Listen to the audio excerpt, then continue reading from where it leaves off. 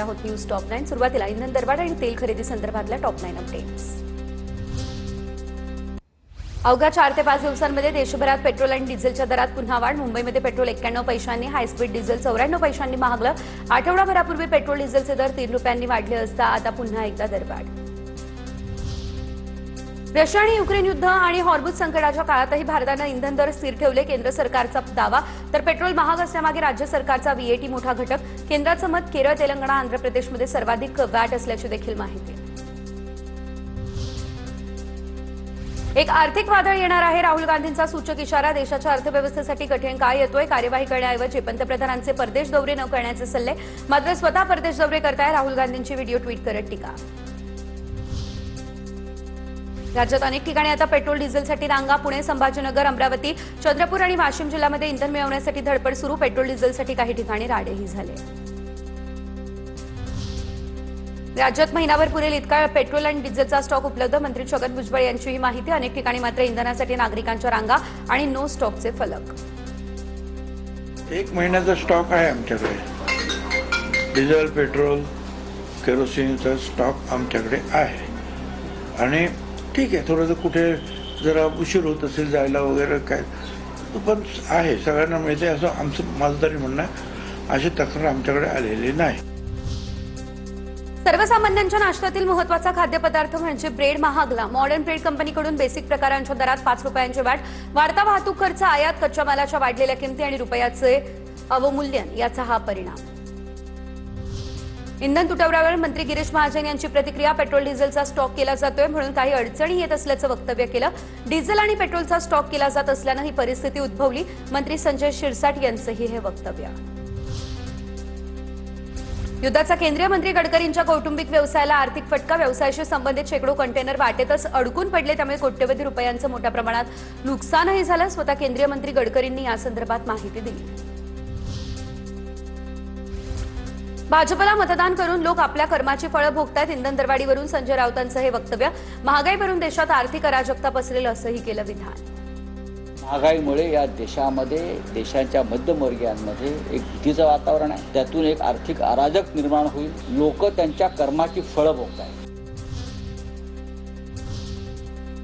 सध्या इंधन तुटवड्याचा नेमका काय परिणाम होतोय बघूया टॉप 9 बातम्यांमध्ये। रशियाकडून तेल खरेदीसाठी अमेरिकेकडून पुन्हा 30 दिवसांची तात्पुरती सवलत। अमेरिकेचे ट्रेझरी सचिव स्कॉट बेन्सेट यांची ही माहिती। ऊर्जा संकटाच्या काळात या सवलतीमुळे आता गरीब आणि गरजू देशांना तेल मिळेल। चीनला साठेबाजी करता येणार नाही, अमेरिकेचा हा दावा।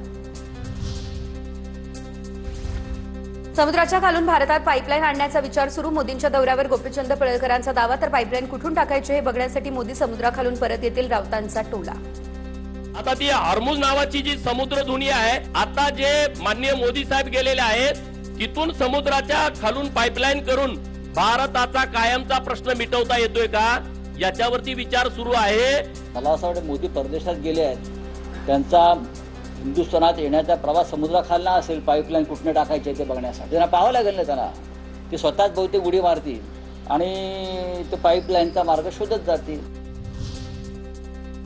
पाव महागल्याचा परिणाम वडापाववरही। सामान्यांच्या आवडीचा पदार्थ वडापाव महागला। 15 रुपयांमध्ये वडापाव आता 20 रुपयांना मिळणार।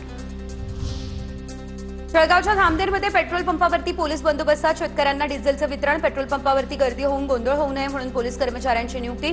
जळगावच्या मुक्ताईनगर तालुक्यात इंधन टंचाई। 5 पेट्रोल पंपांवरती लागले नो स्टॉकचे बोर्ड्स। अमरावतीमधील पंचवटी चौकातील पेट्रोल पंपावर बंदचा फलक। इंधनाचा पुरवठा न झाल्यानं पंप बंद ठेवण्याची ओढावली वेळ। तर चंद्रपूरमध्ये डिझेल टंचाईचं संकट। सावरगाव या ठिकाणी पेट्रोल पंपावरती ट्रॅक्टरच्या रांगा। शेतकरी कॅन घेऊन डिझेलसाठी ताटकळत उभे। नंदुरबारच्या अनेक पेट्रोल पंपांवरती नो स्टॉकचे फलक। इंधन टंचाईमुळे पेट्रोल पंपांवर वाहनांच्या लांबच लांब रांगा। तेल कंपन्यांकडून अपुऱ्या पुरवठ्यामुळे सर्वसामान्यांच्या अडचणीत मोठी वाढ। बुलडाण्याच्या देऊळगाव राजा परिसरामध्ये पेट्रोल पंपावर गर्दी। शेतकऱ्यांनी कॅन घेऊन डिझेलसाठी पंपावर गर्दी केल्याचंही चित्र। परभणीमध्ये पेट्रोल पंपावर बाहेर वाहनांच्या लांबच लांब रांगा लागल्या। अनेक पंपांवरील इंधन संपलेलं आहे। पंप बंद करण्याची पंप चालकांवर वेळ ओढावली आहे। पेट्रोल डिझेल मिळत असलेल्या पंपांवरती वाहनांच्या मात्र रांगा लागल्या आहेत। पंढरपूर शहरामध्ये सीएनजीचा मोठा तुटवडा निर्माण झालाय। वाहन चालक त्रस्त झाले। सीएनजीच्या तुटवड्यामुळे वाहनांच्या 2 किलोमीटरपर्यंत रांगा लागल्या आहेत। शहरात सीएनजी पंपाची संख्या अत्यल्प आहे। पुरेसा गॅस पुरवठा देखील होत नाहीये, त्यामुळे हा तुटवडा निर्माण झालाय। तर नीट पेपरफुटी प्रकरणात सध्या काय अपडेट आहे बघूयात. गेस्ट पेपरच्या नावाखाली नीट परीक्षेचे खरे प्रश्न विद्यार्थ्यांना पुरवण्यात आलेले होते. तर नीट पेपर लीक प्रकरणामध्ये मोठी माहिती. संपूर्ण गेस्ट पेपर हा हाताने लिहिलेला विद्यार्थ्यांमध्ये फॉरवर्ड झालेल्या 60 पानांच्या एक पीडीएफ फाईलमधील 135 प्रश्न मुख्य परीक्षेच्या प्रश्नांशी शब्दशः जुळले. सूत्रांचीही माहिती. नीटच्या पेपरफुटी प्रकरणामध्ये आता मांढरेच्या तपासामध्ये तांत्रिक अडचणी. मनीषा मांढरे सर्व प्रश्न तोंडपाठ ठेवायची. तपासातून हे समोर. मनीषा मांढरेने प्रश्न फोडताना मोठी खबरदारी बाळगली. सूत्रांची TV9 मराठीला ही माहिती. 27 एप्रिलला नीटचा पेपर शुभम खैरनारकडे आल्याची माहिती समोर. शुभम खैरनार उत्तर प्रदेशच्या व्यक्तीच्या संपर्कात होता. शुभम खैरनारच्या हातात प्रश्नपत्रिका पडता शुभम 2 दिवस नाशिक बाहेर होता. शिवराज मोटेगावकर काँग्रेसचा कार्यकर्ता आमदार अभिमन्यू पवार यांचा आरोप. नीट पेपरफुटी प्रकरणातील आरोपींवरती कठोर कारवाई व्हावी. अभिमन्यू पवार यांचीही मागणी. नीट पेपरफुटी प्रकरणामध्ये अटकेप्रकरणी मोटेगावकरचा आणखी एक व्हिडिओ व्हायरल झाला. पेपरफुटीमुळे विद्यार्थ्यांचं कसं नुकसान होतं हे सांगणारा मोटेगावकरचा हा व्हिडिओ चर्चेत. 5 एकरपेक्षा जास्त जागेवरती मोटेगावकर यांचे मेडिकल कॉलेजचं काम सुरू होतं. मोटेगावकरने क्लासेसच्या नावाखाली चालवलेल्या कारभाराचे संपत्तीच्या चौकशीची पक्ष संघटनांची आता मागणी. मोटेगावकरचा मुलगा महेश मोटेगावकरची सीबीआयकडून चौकशी. शिवराज मोटेगावकरनं मुलासाठी पेपर फोडल्याची चर्चा. त्यामुळे मुलाला चौकशीसाठीही बोलावलं. सीबीआय अधिकाऱ्यांच्या लातूरमध्ये मोटेगावकरच्या कार्यालयामध्ये तपासाच्या दृष्टीने डाटा एकत्र करणार. बँक तपशील आणि आर्थिक व्यवहारांसंदर्भात सीबीआयकडून तपास सुरू. नीट पेपरफुटी प्रकरणामध्ये सुप्रीम कोर्टात नवीन याचिका दाखल. काँग्रेसचे प्रवक्ते आलोक शर्मा आणि प्रिया शर्मा यांच्या वतीने सुप्रीम कोर्टात याचिका दाखल. एनटीआयऐवजी पर्यायी यंत्रणेद्वारे नीट परीक्षा घेण्याची सुप्रीम कोर्टाकडे मागणी केली. सुप्रीम कोर्टाच्या देखरेखीखाली चौकशी करण्याची मागणी केलेली. नीटच्या पेपरफुटी विरोधात अनेक ठिकाणी आंदोलनं देखील झालेली आहेत. बघूयात. माझं नेहमीचं हेच म्हणणं आहे की ही पहिल्यांदा झालेली पेपरफुटी नाहीये. नीटच्या बोर्डाचे लोकच क्लासेस घ्यायचे. कारवाई हा मुख्यमंत्र्यांचाच कॉल आहे. सरकारने आरोपींना भीती बसेल असा कायदा करायला हवा. कठोरात कठोर कारवाई करावी. अमित ठाकरे यांची नीट घोटाळ्याप्रकरणी ही मागणी. नीट पेपरफुटी प्रकरणाच्या निषेधार्थ आता पुण्यात एबीव्हीपीचं एसपी कॉलेज बाहेर आंदोलन. एनटीएच्या विरोधात विद्यार्थ्यांचं तिरडे आंदोलन. नीट पेपरफुटी प्रकरणी नांदेडच्या कदम कुटुंबाची चौकशी होणार. कदमनं मुलीसाठी 5 लाख रुपयांमध्ये नीटचा पेपर विकत घेतलेला. आरसीसी क्लासेसमध्ये ऍडमिशन घेतलेले राज्यभरातील विद्यार्थी सध्या अस्वस्थ. पालकांनी भरलेली फी परत मिळणार का असा सवाल. तर कोल्हापूरमधील आरसीसी क्लासमध्ये नुकतेच मुलीसाठी ऍडमिशन घेतलेल्या पालकांना TV9 मराठीसोबत बोलताना अश्रू अनावर. छत्रपती संभाजीनगरच्या आरसीसी क्लासेस समोर पोलीस बंदोबस्त. काल भाजप आणि आज एमआयएमनं क्लास समोर आंदोलन केलेलं. कालच्या तणावानंतर आज पोलिसांचा मोठा बंदोबस्त. पुण्यात मनसे कार्यकर्त्यांचं पालिकेबाहेर आंदोलन. पुण्यातल्या मोटेगावकरच्या सर्व क्लासेसचं बांधकाम अनधिकृत असल्याचा देखील आरोप. तर आयुक्तांच्या भेटीसाठी कार्यकर्ते आक्रमक. मॉडर्न संस्थेवरती बंदी घालण्याची मागणी करणं म्हणजे चोर सोडून संन्याशाला फाशी देणं. एखाद्या कर्मचाऱ्याच्या चुकीमुळे संपूर्ण संस्थेला दोषी धरणं चुकीचं. या प्रकरणातील दोषींना कठोरात कठोर शिक्षा व्हायला हवी. मॉडर्न संस्थेच्या शिक्षक आणि शिक्षकेतर कर्मचाऱ्यांचं हे पत्र. मोटेगावकरवरून भाजप आणि काँग्रेसचे कार्यकर्ते आमने सामने. मोटेगावकर हा काँग्रेसचा कार्यकर्ता. भाजपचा दावा. मोटेगावकरचा निषेध करण्यासाठी काँग्रेस भवनकडे निघालेल्या भाजप कार्यकर्त्यांना पोलिसांनी अडवलं. काँग्रेस कार्यकर्त्यांनी एकत्र येत जोरदार घोषणाबाजी सुद्धा केली.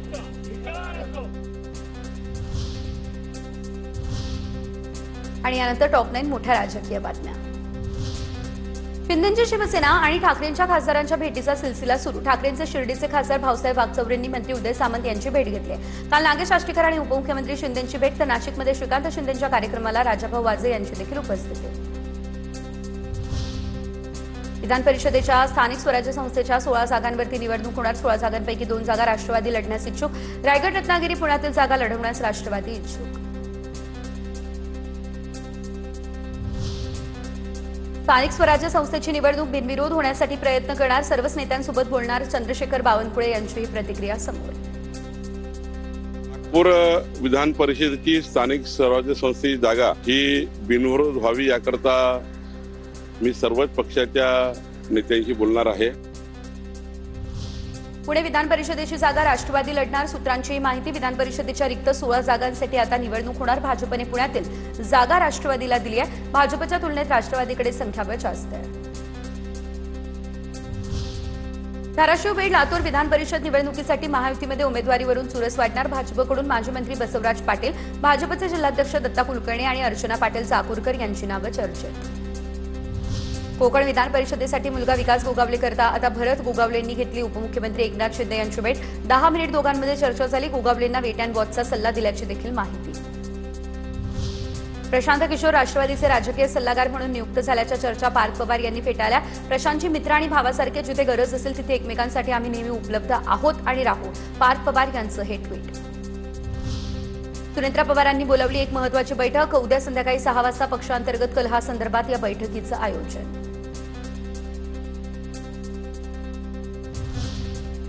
बच्चू कडू यांची शिंदेच्या शिवसेनेच्या विदर्भ विभागीय नेतेपदी नियुक्ती. शिवसेनेतील प्रवेशानंतर बच्चू कडू यांच्याकडे विदर्भातील महत्त्वपूर्ण जबाबदारी. उपमुख्यमंत्री एकनाथ शिंदे यांनी केली नियुक्ती.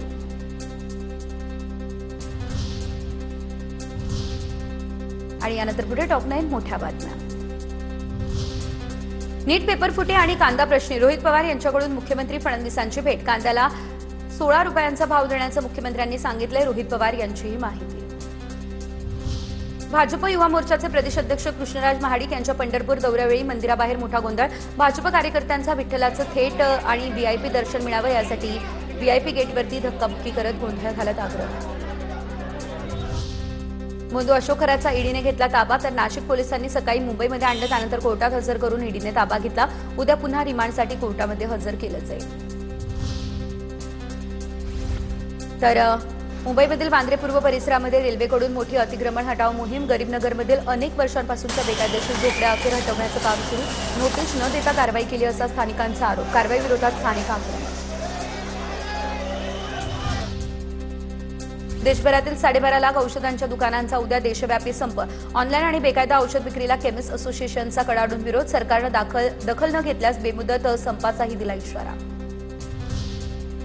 डॉग बाईटच्या घटनांवरती सुप्रीम कोर्टाचा मोठा निकाल. सार्वजनिक ठिकाणांहून कुत्र्यांना हटवण्याचा सुप्रीम कोर्टाचा आधीचा आदेश कायम राहणार. आदेशात बदल करण्याची मागणी सुप्रीम कोर्टानं फेटाळली. न्यायालयाच्या निर्देशांचं पालन न करणं हे गंभीर मानलं जाईल. शक्तीपीठ महामार्गाविरोधात येत्या 9 जूनला कोल्हापुरातून भव्य मोर्चा निघेल. ना भूतो ना भविष्यातील असा हा मोर्चा असेल. सतेज पाटलांची घोषणा. मोठ्या संख्येने सहभागी होण्याचं शेतकऱ्यांना केलं आवाहन.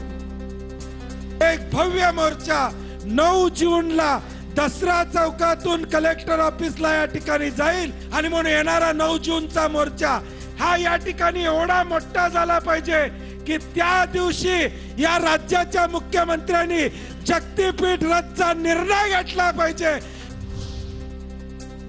शक्तीपीठ महामार्गाविरोधात महामोर्चा काढणार. शक्तीपीठ महामार्ग होणार की नाही ही काळ्या दगडावरची पांढरी डेक. राजू शेट्टी यांचा थेट मुख्यमंत्री फडणवीसांना हा इशारा. फडणवीस साहेब, तुम्ही कितीही आटापिटा करा, हा शक्तीपीठ महामार्ग तुमचा ड्रीम प्रोजेक्ट पूर्ण होणार नाही. म्हणजे नाही, ही काळ्या दगडावरची रेग आहे. जळगावच्या सराफा बाजारात सोन्या चांदीच्या दरात वाढ. दरात प्रत्येकी 1000 रुपयांची वाढ. सोन्याचे दर जीएसटीसह 1,62,000 तर चांदीचे दर जीएसटीसह 2,80,160 रुपयांवर.